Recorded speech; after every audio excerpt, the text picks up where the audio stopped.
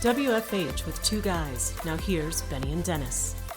I think today's conversation is really fortuitous for you and I, Dennis, in terms of just kind of thinking down the road what our children, what that's going to look like. And when we're gone, I thought a little bit about what my legacy and my life looks like, but I haven't really delved too deep into it. Yeah, How no. about you? As a business owner, we get focused on the business and doing family and all that stuff and kind of forget about, okay, at some point we are going to be gone and what legacy do we leave? Um, and there's things you can do to impact that legacy.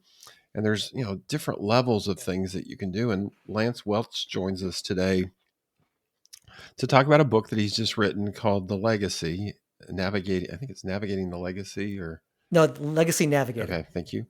And it's really insightful. I mean, I'm sitting here taking all kinds of notes, and I think the best part about his book is he's got a lot of checklists and things that you can do afterwards to help you apply this, which is so cool because a lot of these books are, kind of college level. He's made it more family level and things you can actually practical do. And so the conversation was insightful, opened my eyes to a lot of things, and I Yeah. think you're going to enjoy the conversation that Benny and I have with Lance. The thing I'll say and why it's worthwhile listening to, there are two types of legacies that we leave. It's one or the other that we're going to leave. And you'll listen to the podcast but it was something that kind of hit me like a rock. But let's take a listen to this podcast. I think you guys will get a lot out of this one. For me, Dennis, one of the reasons and motivators for me to leave the corporate world and to start a company 20 plus years ago was that I really wanted to, of course, do something that would work and sing for me, right? I really wanted to do something that was my own. And part of that was creating a legacy. And I thought about what legacy I'm going to leave once I'm gone. And of course, this is really important. My wife and I have one child. We have, he's a young adult, and I thought about that.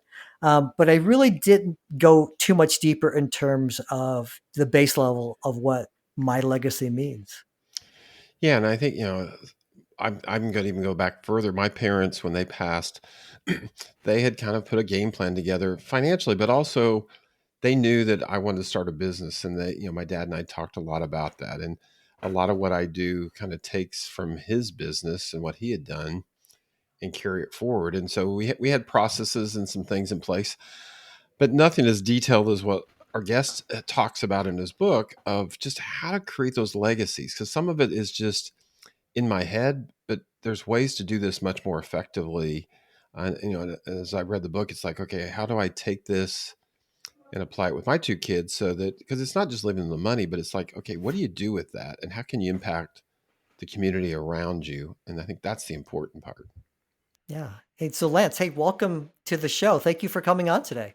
Man, thanks for having me. I'm excited. Looking forward Yeah, absolutely. Well, let's dive into it. When we think about legacy, I know for me, the idea of legacy was really had a lot to do with maybe some of the things that I've done in life, but primarily for me, it's been financial. But in your book, you really kind of go beyond just kind of the surface level idea of that as a legacy that you give to your children and your children's children, don't you? Yeah. And I spent so many years in the financial services space, got to work with a lot of high net worth or Mm, ultra high net worth. But even this book is not written with even net worth as a topic. It is about mm. how do I create that intentional legacy. And one of the most common phrases I heard from these folks and these families that I worked with was, I hope my money doesn't screw up my kids. Hmm. And with that sentiment in mind, they worked with all these financial professionals with the sentiment in mind of how do I create trust documents to restrict access to all of this money so that my money doesn't screw up my kids. And they failed to look at it from a perspective of what if we created an intentional pathway that our kids understood the value of money. They understood the vision around what money can do. It's a resource, it's a tool. And what knowledge do I possess as a patriarch that I can pass on to the next generation so that I honestly wouldn't have to create restrictions in the trust documents. You're going to want to do that for financial reasons and tax purposes. But if I have been diligent for years or decades on, do my kids know how to handle wealth? Do they know the purpose of it? I don't know that we would need such restrictive documents in place to protect the kids from themselves. So when we talk about legacy, we're talking, like you said, values, character, the relationships we have, and of course the knowledge we've accumulated. I mean, this is kind of a full and richer idea that goes beyond what you were just saying. It's not just simply money. There's more to it than that that we should be thinking of as creators of our legacy. Yeah. I don't know if you've ever Googled what is the definition of legacy. You'll get hundreds of options, Yeah. right? Mhm. Probably 20, maybe 30 years ago, I was at a wealth creation conference out in Vegas with the company I was with. And there was a speaker that his simple definition has stuck with me all this time, but it was this: legacy is that thing that refuses to be buried when you are. Hmm. Not just about money, So say that but one. it's Say that one again. That's a good one to hear. I mean, legacy is that thing that refuses to be buried when you are. Hmm. Wow. So you can take that in a lot of different directions, but it's very simple. It's easy to remember, easy to quote. The implementation and execution is really what makes that. But when we realize that our life is going to leave a legacy, we talk about in the book, it's either an intentional one or a default one. The default one means you're not really focused on it. It's just going to happen.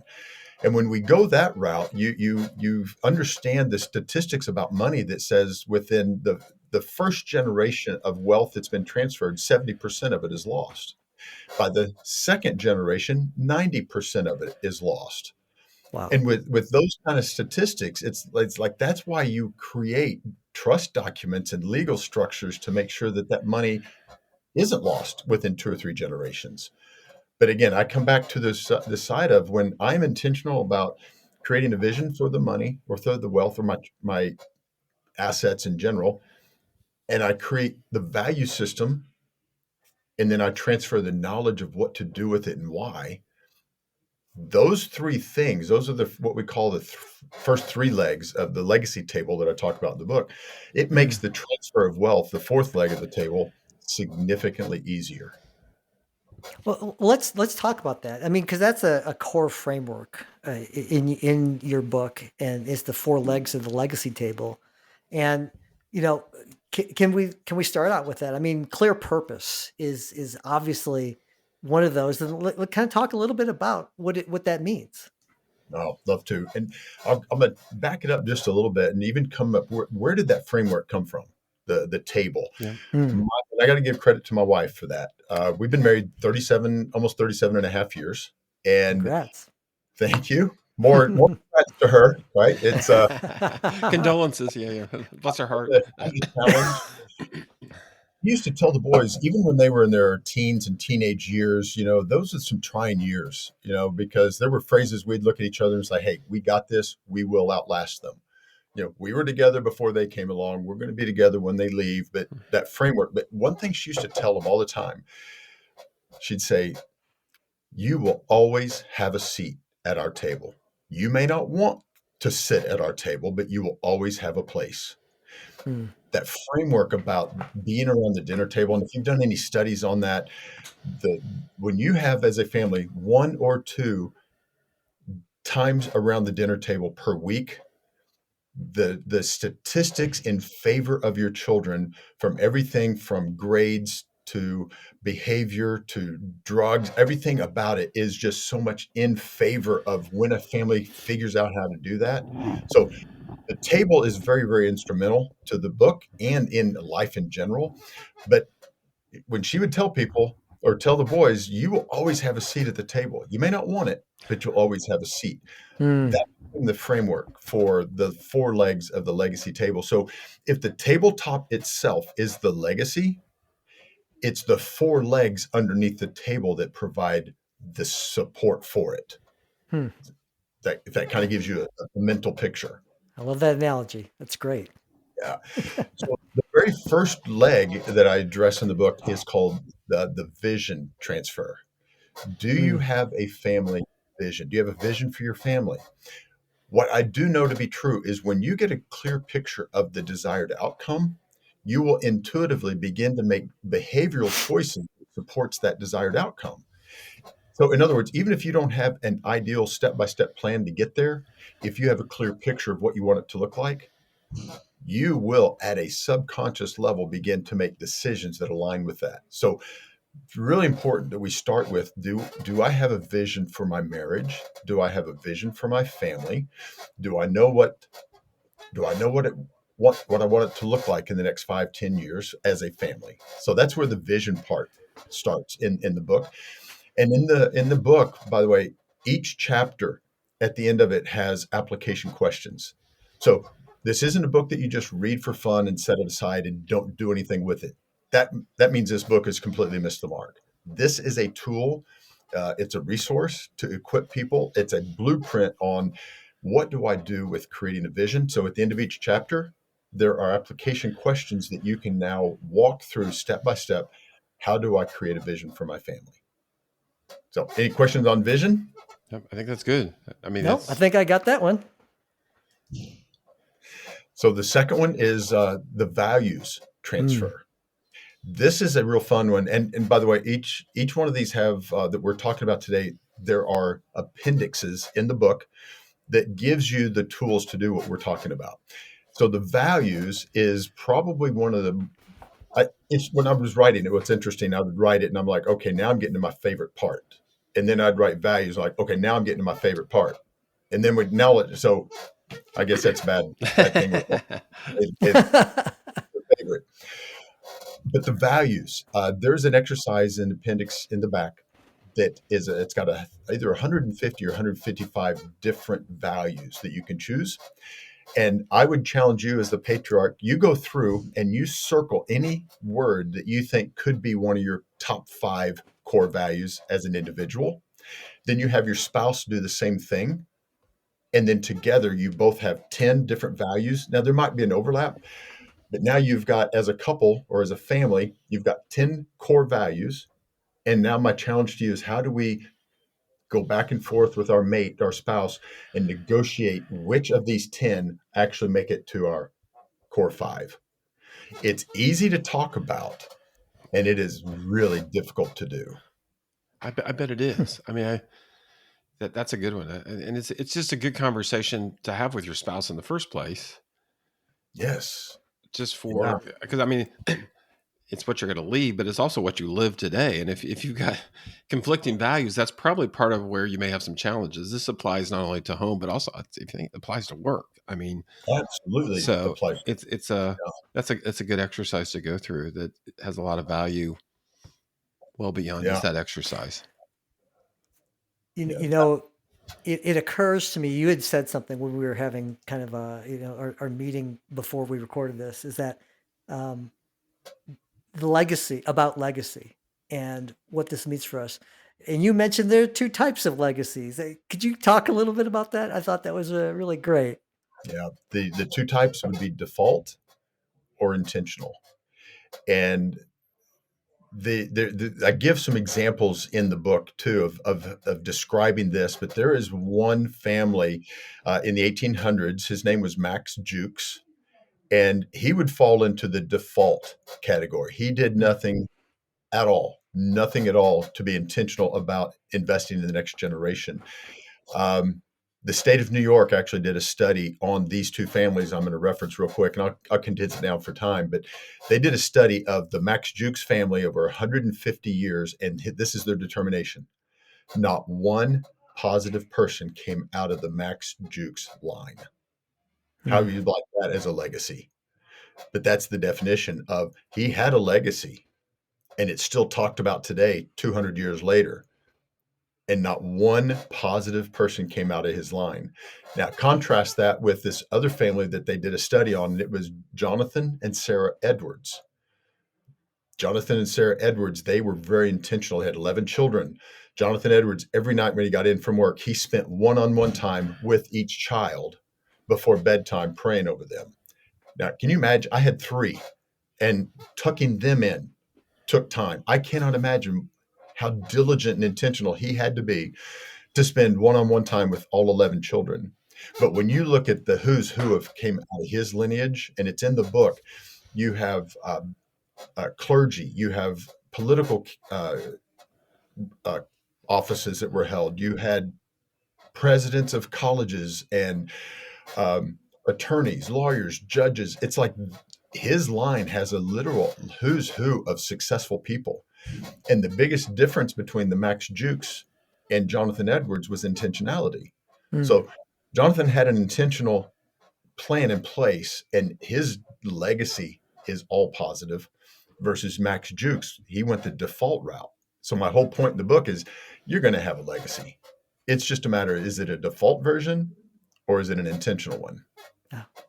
Nope. That was pretty powerful. Yeah. When you were talking to us about that really hit home, whether you like it or not, if you're doing it with intention or not. That's amazing. In terms of one of the things that you had also talked about was the ability to have kind of from a planning perspective, being able to put together like a list together, a checklist that you have. Can you talk a little bit about that and what that means, Lance? Yeah, there's several in there. I think the one we specifically talked about was the survivors Right. checklist. Mm-hmm. And that's in Appendix E. So it's the last checklist that's in the book. And I've got several financial advisor clients that they've read the book, they've gone through it, and they said that this is probably the most comprehensive checklist that they've seen. Mm. Didn't set out to create that. It was just one of those things that I don't want to leave any stone unturned. I want this to be a literal resource for folks, but it is designed to help people make sure that the right things get to the right people at the right time.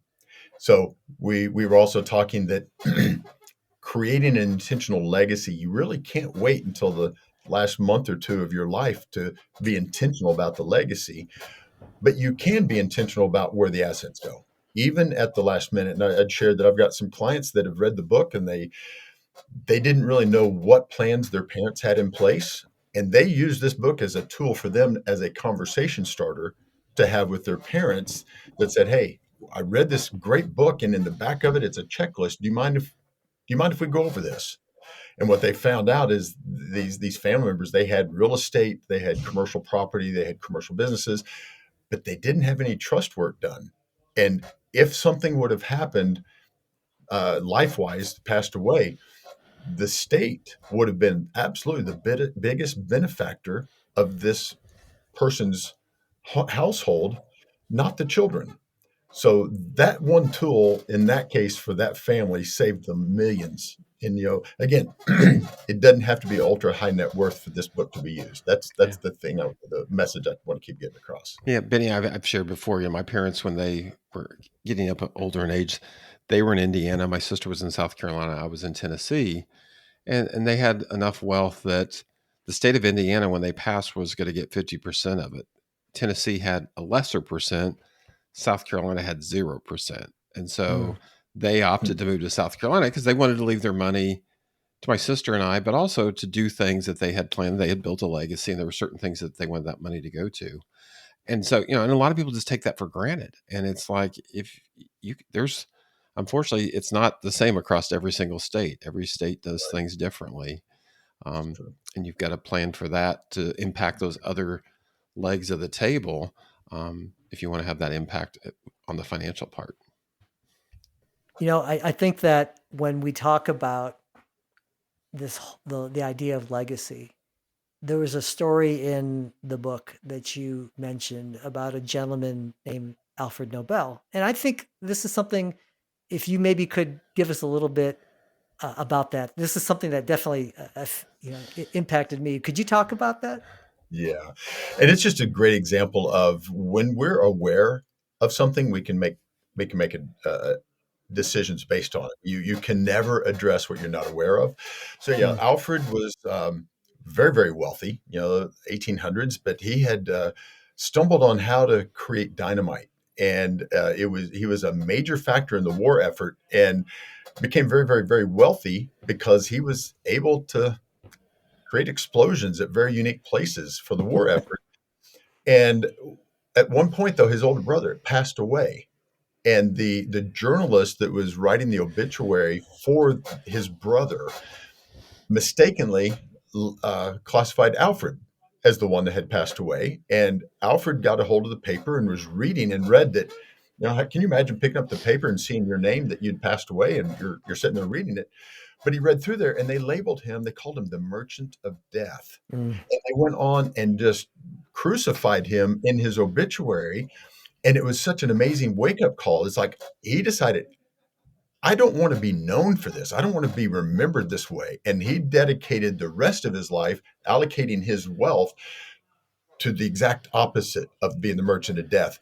He created peace prizes. He created foundations. He found a way to make his wealth go for good.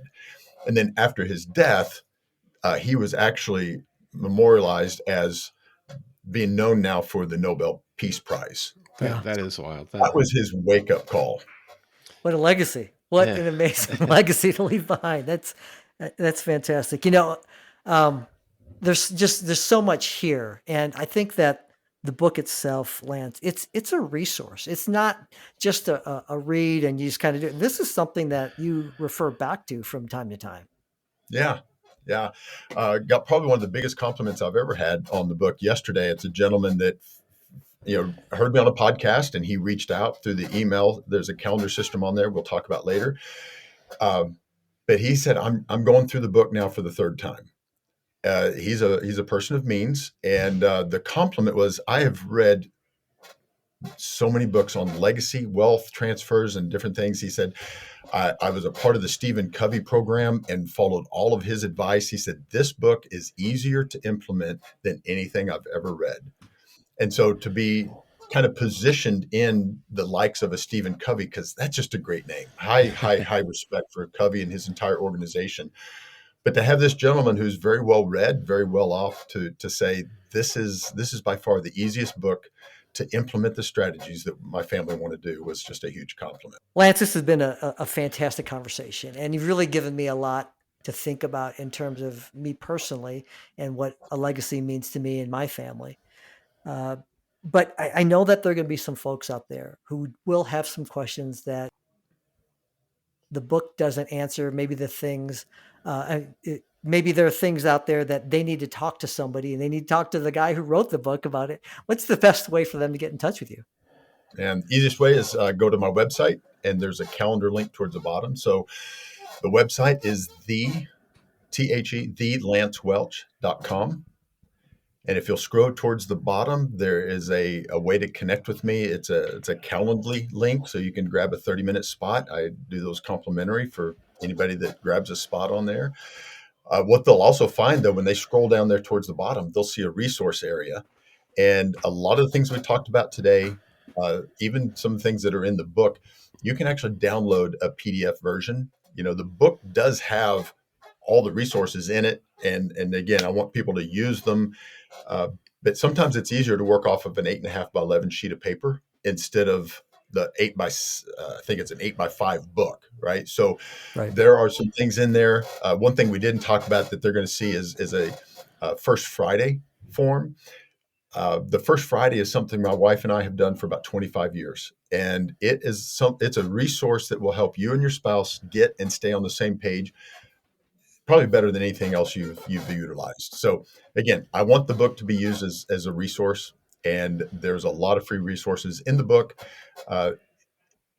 Even some things when our kids were very, very young, we learned that they would, if I provided food and fire, they would sit and talk to me for hours.